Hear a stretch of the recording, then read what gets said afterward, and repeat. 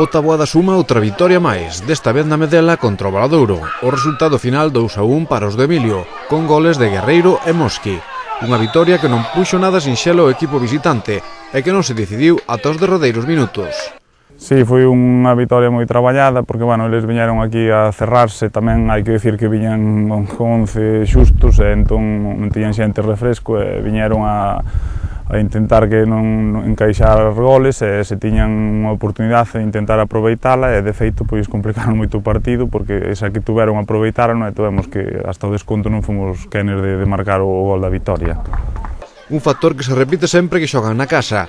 As vitorias fanse moi difíciles, xa que os equipos sabedores do bo ataque dos de Taboada saen sempre cas liñas moi atrasadas. Sí, esta tempada é unha tónica que se repite varias veces tamén, quizás porque xa nos coñecen máis, non é como o ano pasado que éramos novos na competición e pois os equipos viñan aquí a xogarnos de tú a tú e nos aí pois quizás se nos xogan así pois temos ventaxa porque temos un equipo que toca ben a pelota, son rápidos arriba e entón pois somos capaces de meter goles nesa circunstancia.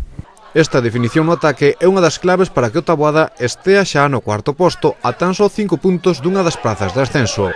A primeira case está definida polo Lemos, que vai en solitario con 58 puntos, e será a segunda pola que loiten os de Emilio despois de ter o primeiro obxectivo acadado. O obxectivo era librar, ahora creo que xa está case acadado.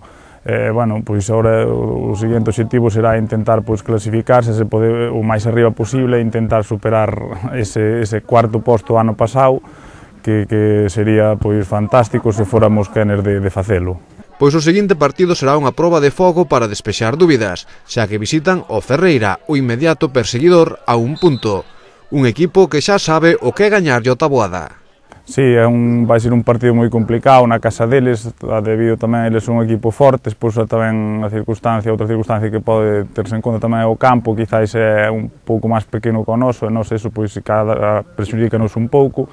Esperámonos un partido moi competido, eles levan unha mala racha agora, pero non nos podemos confiar porque son un bon equipo e, de feito, a última derrota que tivemos foi contra eles aquí na Medela, foron un equipo que nos ganou na casa e sempre hai que ter en conta eso.